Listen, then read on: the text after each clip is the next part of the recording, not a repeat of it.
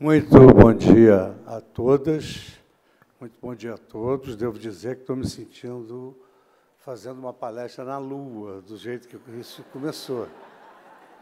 E dizer, inclusive, que ao Daniel Marques, com essas lindas palavras, que a B2L escolheu o título correto, Law and Legal, porque o professor Liebman dizia, direito sem processo, o juiz julga, o direito sem processo, ele fica sujeito à boa vontade dos homens.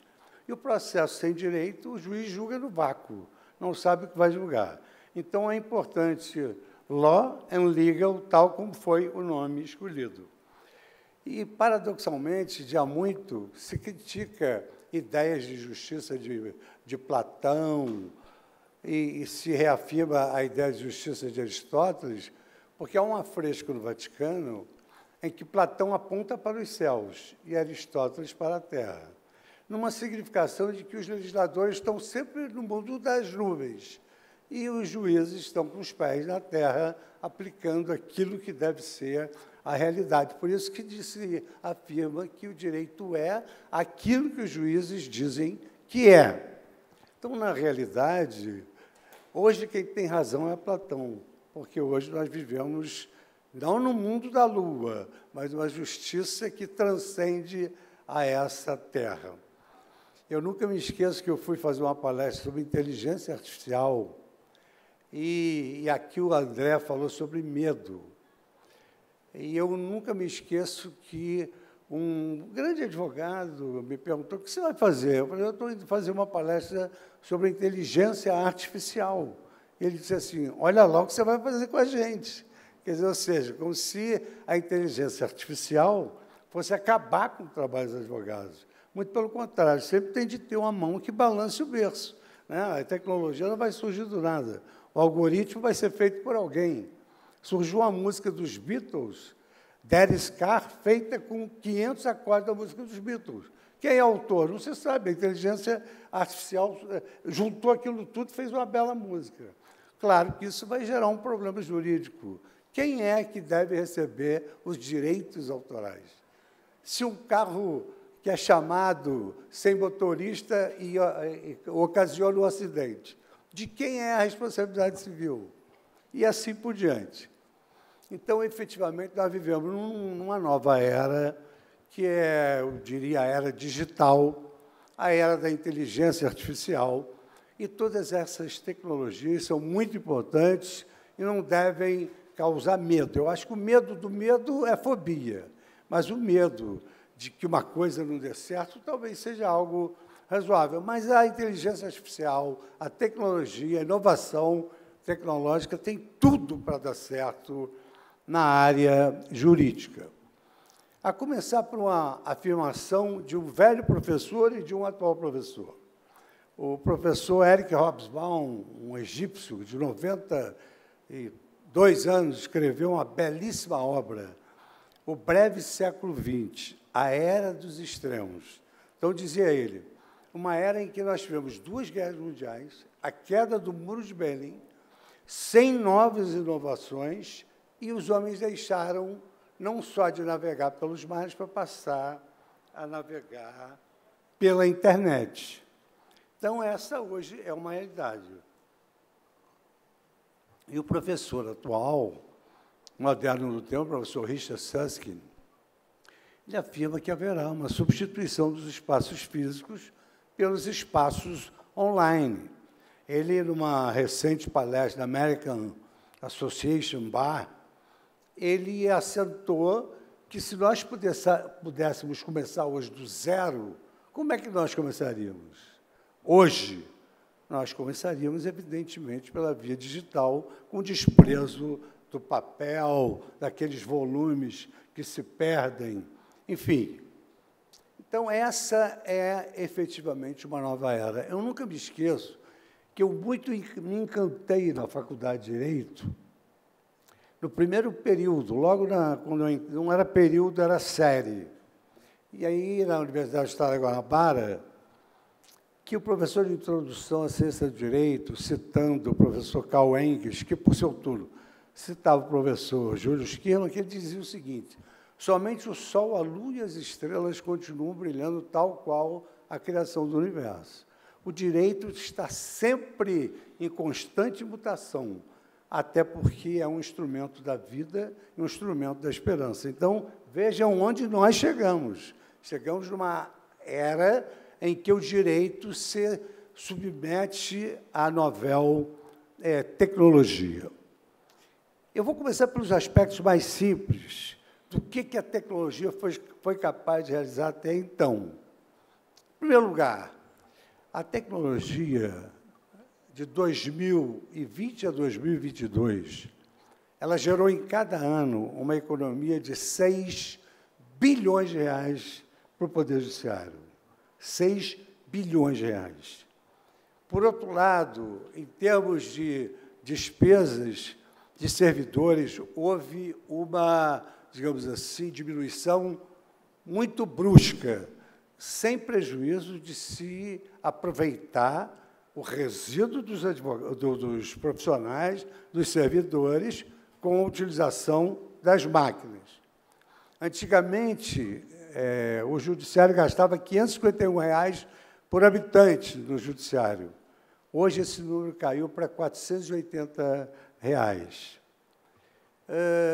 Através da tecnologia, foi possível nós criarmos a Corte Aberta, ou seja, a Corte Aberta é um instrumento digital da tecnologia que informa aos profissionais do direito, por exemplo, quantos processos entraram, quantos processos foram baixados, quais são os temas de repercussão geral, quais são os temas mais importantes no cenário brasileiro, sem prejuízo de outras ferramentas que eu vou aqui indicar para que nós saibamos como é o fim da linha daquele eventual tema que o advogado queira tratar em juízo.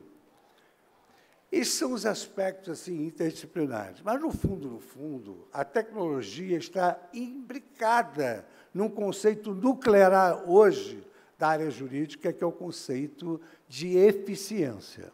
A Constituição Federal, com a emenda número 19, fez inserir no artigo 37, que são princípios da administração pública: moralidade, impessoalidade, razoabilidade, e aí fez inserir eficiência. Então, a eficiência da administração pública não é só a eficiência dos órgãos da administração indireta, também a eficiência dos poderes que representam o Estado soberano nacional. E essa eficiência significa que o sistema de justiça deve oferecer o máximo de resultado com o mínimo de esforço e o melhor resultado possível. Então, por exemplo, no âmbito do direito administrativo, das licitações, não adianta comprar aquela caneta mais barata que 3 dias depois cai a tinta, cai a tampa, ou então aqueles códigos que o meu professor Barbosa Moreira chamava de pendão da boa esperança, que vão se desfolhando. Aqueles códigos, tem que comprar um código que dure a vida inteira, tem que comprar uma caneta que seja, digamos assim, representativa de uma licitação de resultado eficiente. E a eficiência passou a ser estudada por uma nova escola do pensamento jurídico, que é a escola da análise econômica do direito, que não é aquela escola de Direito e Economia de Chicago, Law and Economics, é Analysis Economic of Law, quer dizer, como que um sistema jurídico deve ser eficiente, quais são os critérios necessários para que o sistema jurídico seja eficiente. E essa escola surgiu, basicamente, com grandes expoentes em Harvard, que ali estão os maiores, na Universidade de Stanford e também na Europa, na Universidade de Sorbonne. Então, eles estabeleceram vários critérios, e eu, eventualmente, aqui e ali vou mencionar de onde são e quem é o professor. Então, nós começamos, dentre os critérios da análise econômica, do direito, imbricado com a tecnologia, o primeiro critério é o critério da duração razoável dos processos, que hoje é uma garantia constitucional, um direito fundamental. Eu quero dizer que essa escola não é uma escola de mera divagação acadêmica. O professor Simeon Jacob diz que um sistema de justiça, sob todos os ângulos, penal, tributário, administrativo, que um sistema de justiça que não preza pela eficiência é conjurado, aquele país que não adota, ele é conjurado do denominado ranking doing business. Então, law e tecnologia é importantíssimo, porque esse binômio representa a eficiência do sistema de justiça. Então, começamos por essa duração razoável dos processos. Se eu perguntasse aqui, esse imenso auditório, o que é uma duração razoável dos processos? O administrativista Afonso Queiroz dizia, às vezes nós conseguimos chegar a um conceito por negação. Então, o senhor poderia ter um conceito de razoabilidade, a colega outro, mas talvez não cheguemos a uma conceituação homogênea, mas nós sabemos aquilo que não é razoável. Então, eu, por exemplo, comecei a minha vida como promotor de justiça em Trajano de Moraes, e 40 anos depois eu recebo no Supremo Tribunal Federal um processo de Trajano de Moraes. Eu até faço uma pergunta instigante sempre. Será que alguém aqui conhece Trajano de Moraes? Eu nunca tive a satisfação de ver alguém do auditório levantando o braço. Não, eu conheço Trajano de Moraes. E é sempre... foi lá que eu comecei, em 1976, e eu ingressei no Supremo Tribunal Federal, depois do STJ, em 2011, e recebi o processo de Trajano de Moraes. Então, vejam, é razoável um processo tramitado durante 40 anos? E como é que a tecnologia nos ajuda nisso? Ela nos ajuda através da criação do denominado PJE, o Processo Judicial Eletrônico, que é uma opção do cidadão que oferece a sua petição inicial sem necessidade de deslocamento, o réu oferece a sua defesa, o juiz estabelece o prazo que ele vai decidir, e tudo isso sem gasto, sem custo, tudo através da via digital. É claro que isso é uma opção, mas tende a ser uma opção mais significativa na medida em que o professor Richard Susskind, pelas pesquisas realizadas, ele afirma que hoje se tem mais acesso à internet do que acesso à justiça. Porque, evidentemente, que é muito mais fácil um clique do que pegar 10 ônibus para chegar na justiça. Eu, quando fui promotor de justiça de Trajano de Moraes, eu saía de casa às 4h30 da manhã, pegava barca, depois pegava 2 ônibus, e depois eu chegava. E já chegava com vontade de voltar. Agora, imagine um clique resolvendo isso tudo. Isso é Law and Technology. Muito bem. Então, a duração razoável dos processos, nós não precisamos nem ir a Lures, porque hoje é um direito fundamental, estabelecido no artigo 5º da Constituição Federal, e é algo consagrado em todas as declarações dos povos do mundo. Para nós, que estamos num ambiente de Catar, de Copa do Mundo, eu diria aos senhores, a duração razoável dos processos está no Pacto Europeu, no Pacto de Costa Rica e no Pacto dos Povos Muçulmanos. Está lá no Catar, que todo cidadão tem o direito à duração razoável dos processos. Lá a duração dos processos é rápida. Cada um usa os seus instrumentos, mas que é rápida é. Bom, segundo lugar, nós da área jurídica sempre estudamos o aspecto jurídico, nós sempre estudamos o direito sob um ângulo social, sob um ângulo humanizado. O professor Hans Kelsen escreveu O Sonho de Justiça, O Império da Justiça. Depois escreveu, infelizmente, A Ilusão da Justiça. E a sua obra, antes dele falecer, no caso da sua vida, foi: o que é justiça? Então, ele dizia: o importante não é saber a resposta, o importante é não parar de perguntar, que é o que nós estamos fazendo aqui. Nós queremos o melhor para a justiça. E a justiça caminha para esse ponto ótimo de Pareto, que é a justiça da tecnologia. Então, nós nunca analisamos o direito sobre o custo-benefício. Nunca vi um advogado fazer análise de custo-benefício. O que é melhor, entrar em juízo ou não entrar? Usar o adversarial system de chamar o outro colega ou ir para resolver ou brigar na justiça?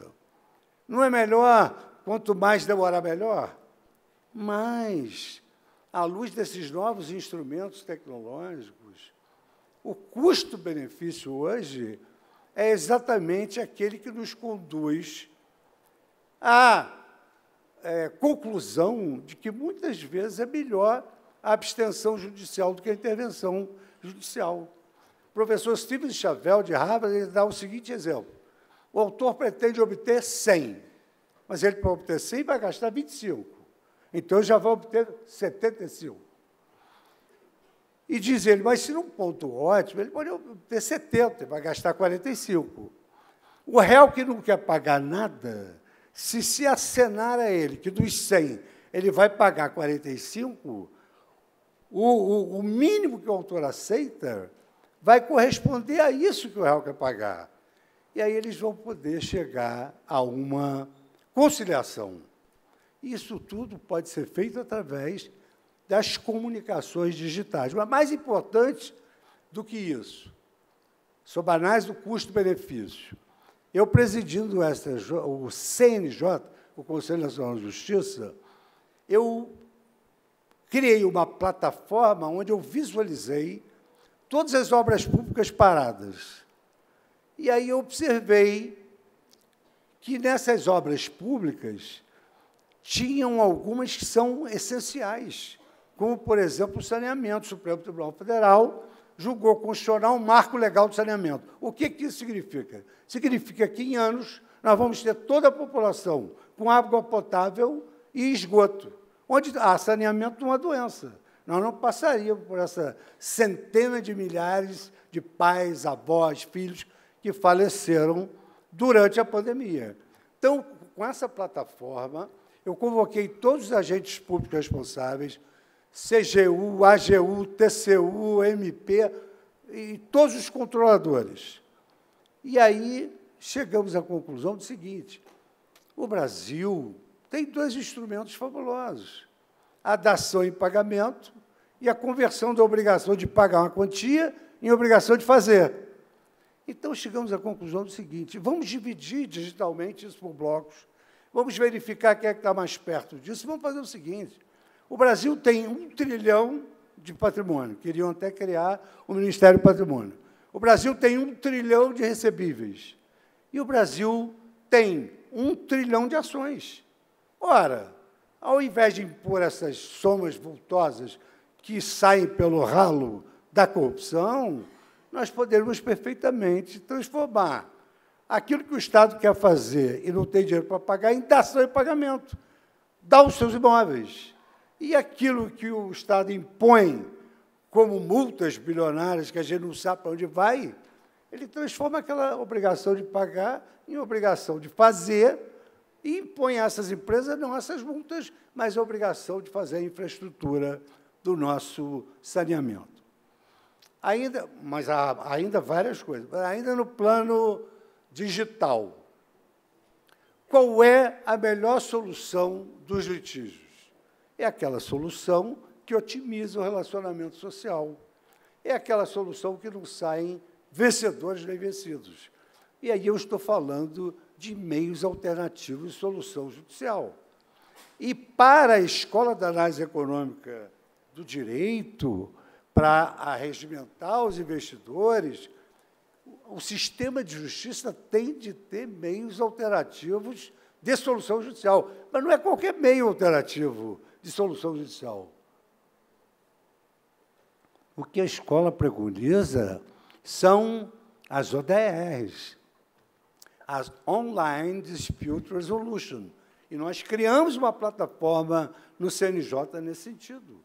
Então, as pessoas, sem intervenção do judiciário, elas entram nessa plataforma, oferecem as suas propostas, e dali sai um acordo com segurança jurídica e força de coisa julgada. E é claro, quem é que vai elaborar esses programas? A mão do homem. Quer dizer, não há de ter esse medo com as inovações, porque é natural. Todo cidadão tem o medo do novo, mas esse novo é bom, esse novo vale a pena. Então, criamos também o programa das ODRs, que são as Online Dispute Resolution. Ainda no campo digital, nós criamos um programa que as partes não só podem fazer a opção pelo trabalho pela via eletrônica, como também elas podem fazer negócios processuais trazendo o próprio juízo. Então, a lei hoje permite negociar. Hoje, o professor Luiz Caidia diz que não existe mais o processo do Estado.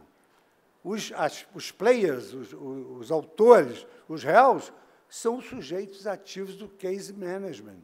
Então, eles podem, pela via digital, e o juiz responder que eles querem formular defesa, pedido inicial, defesa, sentença do juiz, estabelecer ali uma cronologia, um calendário. Isso é de outro mundo, é daquele mundo que começou o slide. O slide é um filme lindíssimo, que eu pensei que Odisseia no espaço, fosse fazer uma palestra aqui, começando a falar da Lua. Pois bem, então, se o juiz aceitar aquelas datas, ele fica vinculado. E o processo termina por via digital em 30 dias, que é, na verdade, a contratualização que se admite no processo, que deixa de ter aquela visão pública para ter uma visão de que ele pertence às pessoas. O tema iudicando, a questão de fundo é do cidadão, é uma briga entre duas pessoas. E isso é, digamos assim, uma aproximação do sistema da civil law com a common law, onde há, digamos assim, uma privatização mitigada do processo, que também não pode chegar ao extremo. O professor Barbosa Moreira, com aquele humor fino, eu trabalhei com ele, tenho saudade deles até hoje, ele dizia assim, Fux, eu acho que é interessante essa modernização, essa aproximação da família romano-germânica com a anglo-saxônica. Mas, como ele era tinha um humor fino, ele dizia assim, eu só me preocupo que amanhã ou depois, em cima de uma sala de audiências, tem uma placa dizendo assim, esta audiência está sendo promovida pela Coca-Cola. Isso eu não quero. Então, é preciso que haja um certo publicismo. E isso só poderia sair da inteligência do professor Barbosa Moreira. Uma outra questão de eficiência. Qual é o investidor que vai chegar ao Brasil ciente de que, se ele tiver algum problema, a causa dele vai demorar um século, porque cabem vários recursos, porque vários instrumentos podem ser utilizados. Então, o Brasil ele padecia do problema da prodigalidade recursal. E, para julgar muitos recursos, leva muito tempo. E o que a inteligência artificial veio a auxiliar nessa questão dos recursos?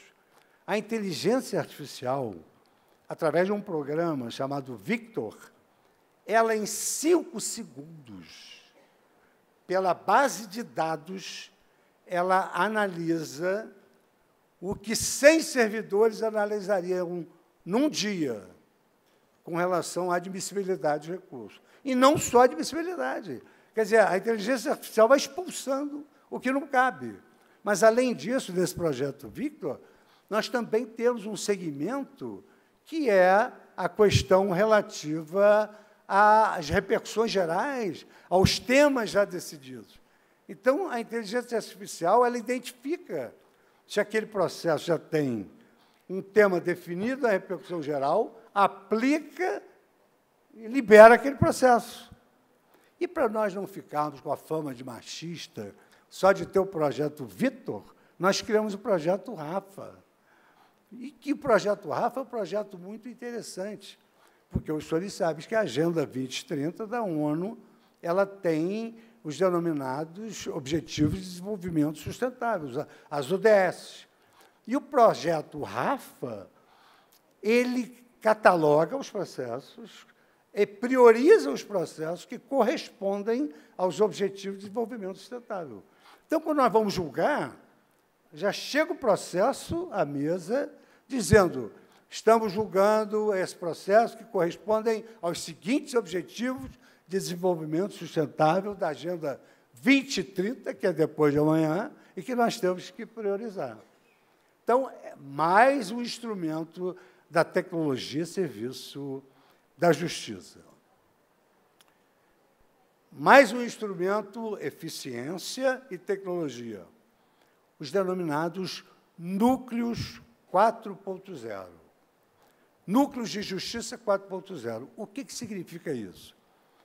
Um tribunal, acabamos com a ideia de competência territorial. O tribunal cria núcleos digitais de justiça. Então, tem o núcleo de direito do consumidor, núcleo da concorrência, núcleo da responsabilidade civil, núcleo da justiça penal e consumidor tributário. E aí a parte que está com o problema daquela competência, em razão da matéria, raciona a matéria, ela peticiona direto para aquele núcleo, porque naquele núcleo nós teremos um juiz especializado. E esse juiz especializado, desse núcleo, que é composto por vários juízes, ele vai aplicar tudo que ele já tem ali de dados da inteligência artificial para o julgamento da causa. Eu estou falando um pouco mais rápido, assim, porque tem muita coisa. E é importante nós sabermos até que ponto essa crítica de absenteísmo intelectual faz a tecnologia. É importante a tecnologia para esse fim. E isso é muito importante para nós, porque nós fomos a um congresso em homenagem aos 100 anos de Ponte Miranda, e, num dado momento, a tradutora disse: a Suprema Corte Americana tem 70 processos para julgar. O Supremo Tribunal Federal tem 70 mil. O Senado alemão, que é o STJ, tem 3 mil. O STJ brasileiro tem 293 mil. Oportunidade em que um professor inglês falou: meu Deus, um evento de tamanho e envergadura com uma tradução tão pífia. E eu tive de ir em defesa da tradutora e dizer: não, professor, eu já pertenci ao STJ e hoje eu pertenço ao Supremo Tribunal Federal. E nós temos esse número. Quer dizer, se fosse hoje, seria melhor para mim. E nós temos esse número. Qual a diferença? É que os senhores têm uma cláusula constitucional que os senhores podem dizer: não liquido, não julgo. Essa causa, ainda há um desacordo moral na sociedade. Isso não é hora de decidir isso. Mas, no Brasil, tem uma cláusula constitucional que o judiciário é obrigado a decidir tudo que chega a ele, ainda que seja para devolver. E eu quero aqui, a Latere, fazer um comentário meu. Eu tenho um ponto de vista de que a Corte Suprema deveria desenvolver a virtude passiva de decidir, não decidir. Devolver para o parlamento. Porque, se eles não chegam a um consenso, nós vivemos num regime democrático. Eles é que representam os anseios do povo. Nós não temos um governo de juízes. Nós não temos que nos antecipar e dar uma decisão que pode vir da lei. Então, eu tenho essa... Eu prometi isso, mas quando você trabalha em colegiado, e eu me lembro uma vez que uma grande autoridade falou: se o chefe daquele poder não mandar embora, o presidente do tribunal não pode mandar embora juiz nenhum, não. O magistrado, o membro do Supremo, tem que se submeter ao processo de impeachment. Não há essa possibilidade, porque eles não estavam gostando, que é natural, quem ganha gosta, quem não ganha não gosta das decisões judiciais. Aqui o Daniel mencionou videoconferências. As videoconferências, elas permitiram ao Supremo Tribunal Federal sair do número de 100 mil processos para 10 mil processos. As videoconferências foram representaram a ferramenta mais importante do Poder Judiciário no momento de pandemia. E eu falo por experiência própria, porque eu tomei posse de presidente supremo e tomei posse de uma pandemia. Eu fiquei doente. Na segunda-feira seguinte, à minha posse, e eu não deixei de trabalhar um só dia. O CNJ e o Supremo não pararam de trabalhar, porque o Supremo hoje é a Corte Constitucional 100% digital. É a Corte Constitucional mais digital do mundo. Eles nem se preocupam com esse aspecto. E hoje nós temos esses instrumentos dentro do Supremo, Rafa, Vitor, admissibilidade, tese e repercussão geral, aplicáveis pela inteligência artificial, e a videoconferência nos levou a esse êxito. Então, imaginem, um colega padece de alguma coisa que não permita o deslocamento físico, mas permita que ele trabalhe, como foi o meu caso. Passei 20 dias presidindo um tribunal através de videoconferência, por meio de videoconferência. Isso levou 1 ano e 2 meses, até nós sairmos do lockdown, depois entrar para a máscara. Levou 1 ano e 2 meses. Depois nós conseguimos nos reunir nos outros 10 meses, mas com máscara. E a videoconferência trouxe algumas questões que nós procuramos sanar com instrumentos tecnológicos. Então, eu dizia assim, bom, o sujeito é preso e precisa passar por uma audiência de custódia. É verdade.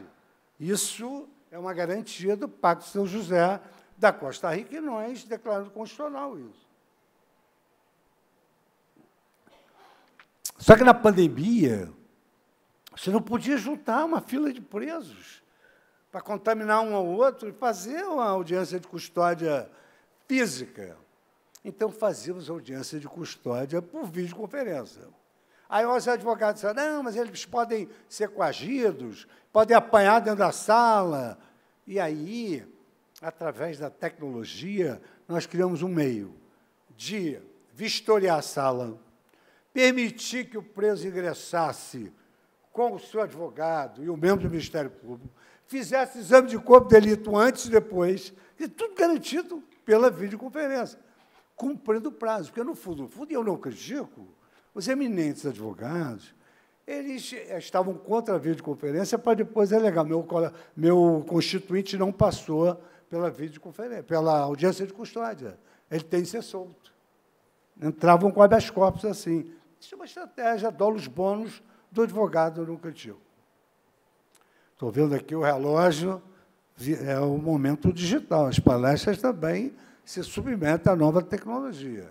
E não adianta reclamar que ela não responde. Então, um aspecto interessantíssimo, que o André Marques aqui também citou. Não sei, eu achei que o nome é André Marques.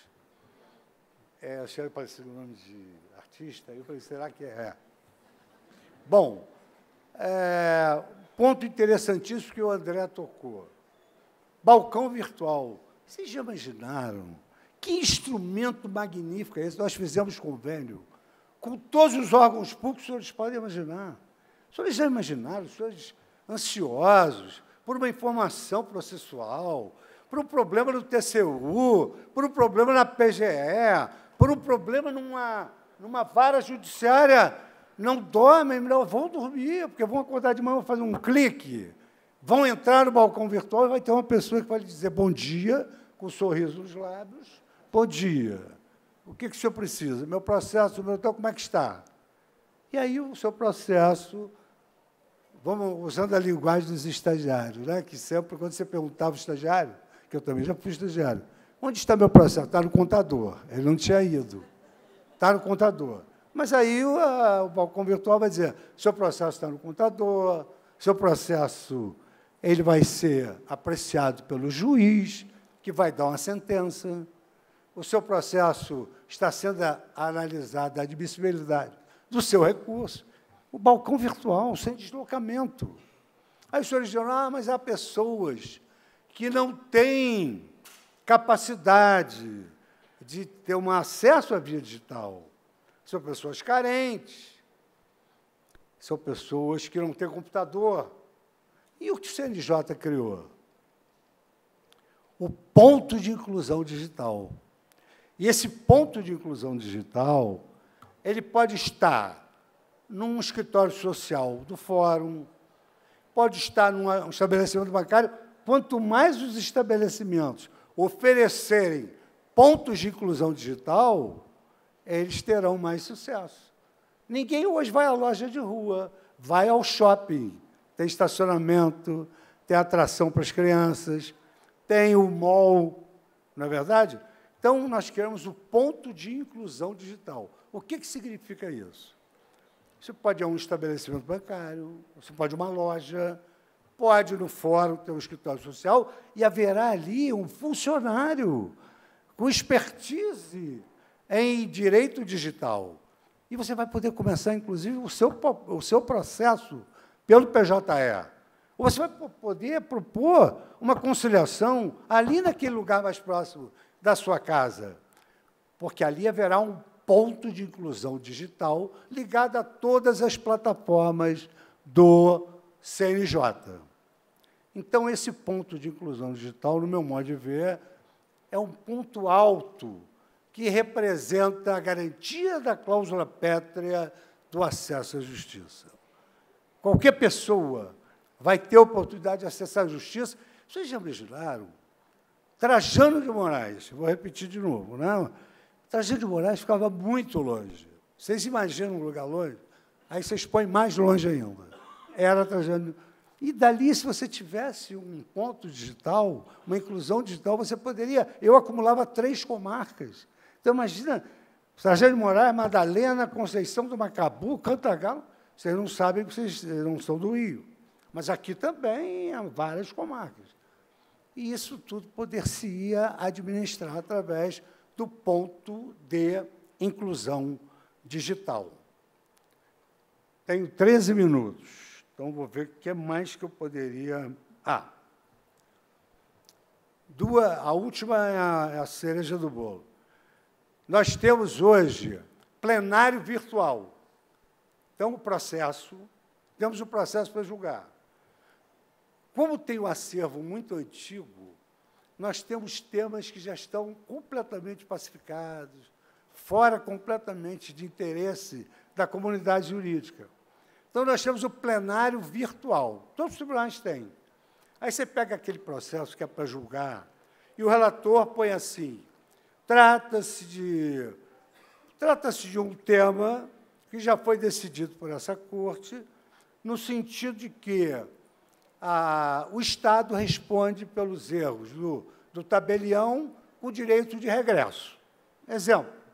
Então, aquele tema já está sentado. Aí batem 10, 20, 30 recursos.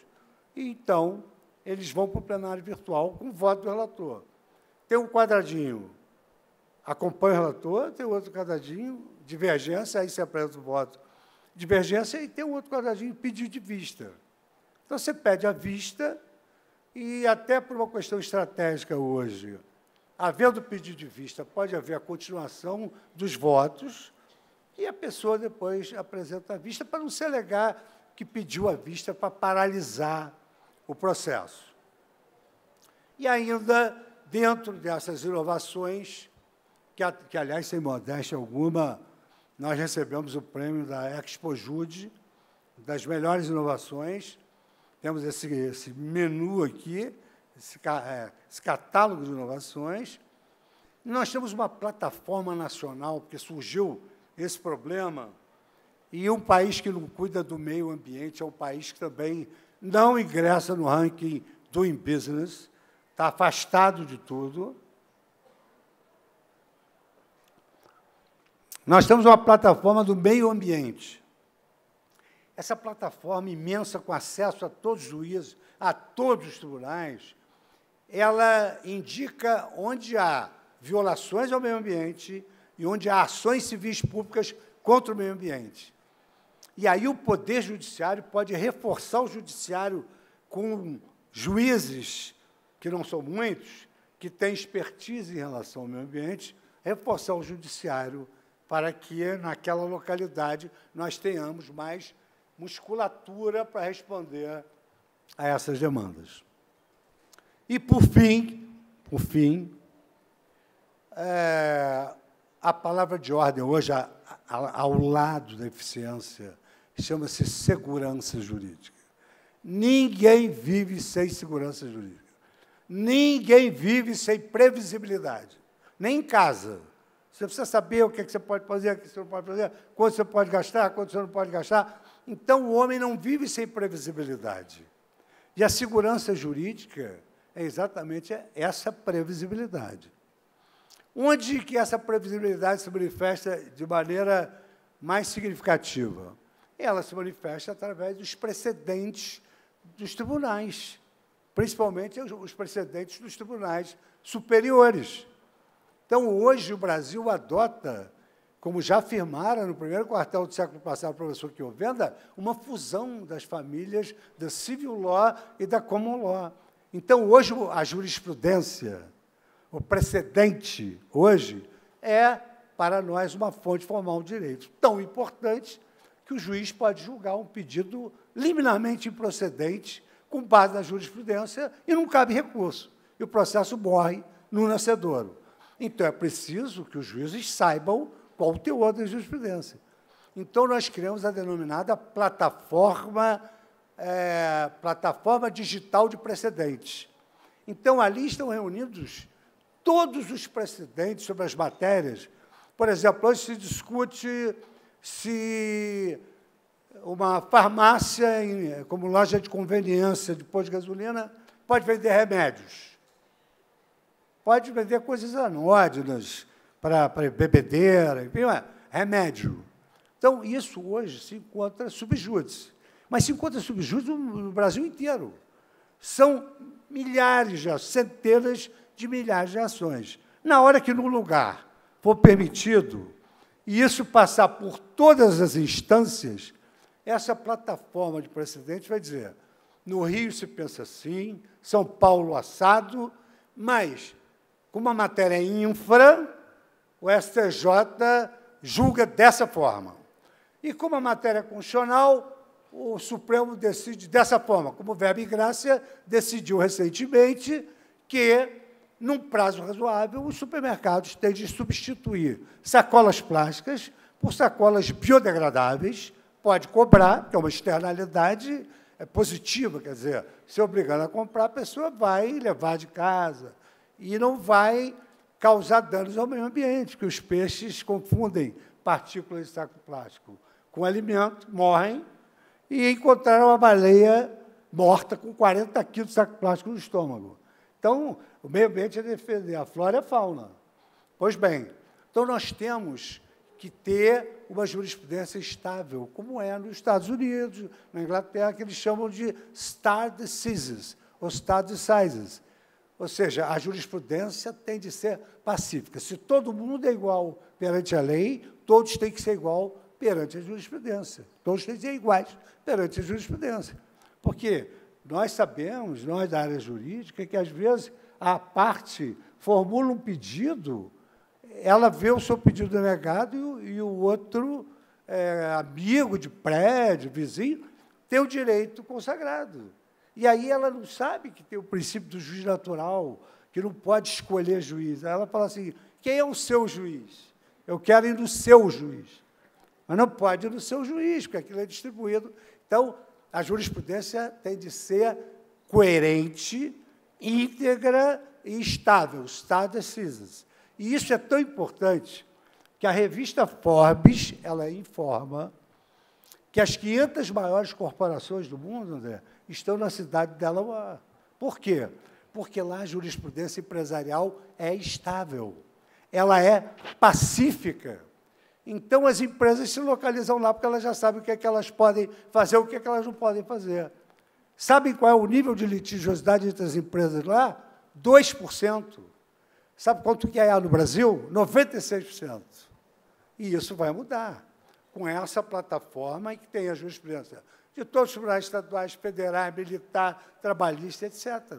Porque até a consulta de jurisprudência evita erros injudicando. O juiz não vai errar.